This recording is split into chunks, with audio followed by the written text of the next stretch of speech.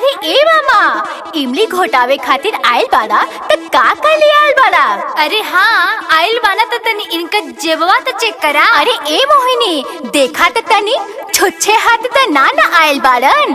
अरे सखी, लागता कि मामा चांदी के लोटा नईखन ले आइल, ई त लोहा के लोटा लागता हो।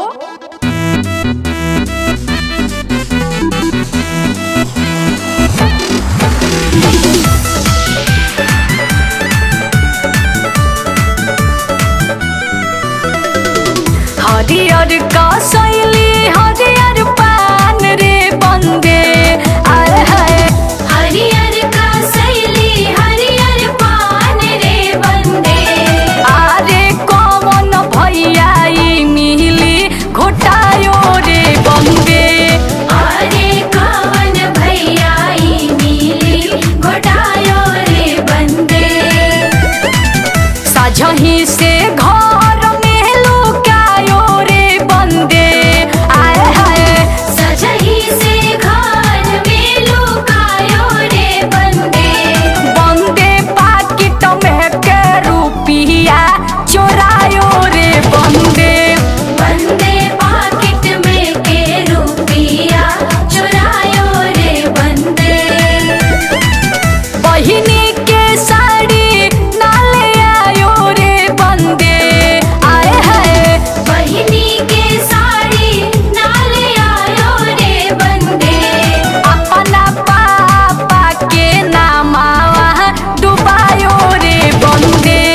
अपना पापा के नामावा डुबायो रे बंदे।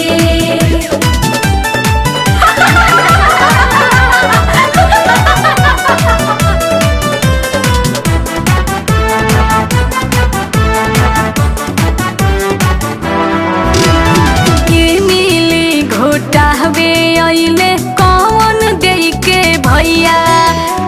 ई मिली घोटावे अइले कवन दई के भैया। अरे गिर गइले रुपिया ला जाई गइले भैया। अरे गिर गइले रुपिया लजाई गइले भैया। घोरियावा घोरियावा कौन देई के भैया। घोरियावा घोरियावा कवन दई के भैया। अरे हम देहब रुपिया ई मिलिया घोटैया। अरे हम देहब रुपिया ई मिलिया घोटैया। मामा हाली हाली मामा हाली हाली मामा हाली हाली मली घोटावे मामा मामा हाली हाली। मामा हाली हाली मिली घोटावे मामा मामा हाली हाली। जैसन बकरी के पूछ वैसन मामा के मूछ मामा हाली हाली। जैसन बकरी के पूछ वैसन मामा के मूछ मामा हाली हाली। मामा हाली हाली मिली घोटावे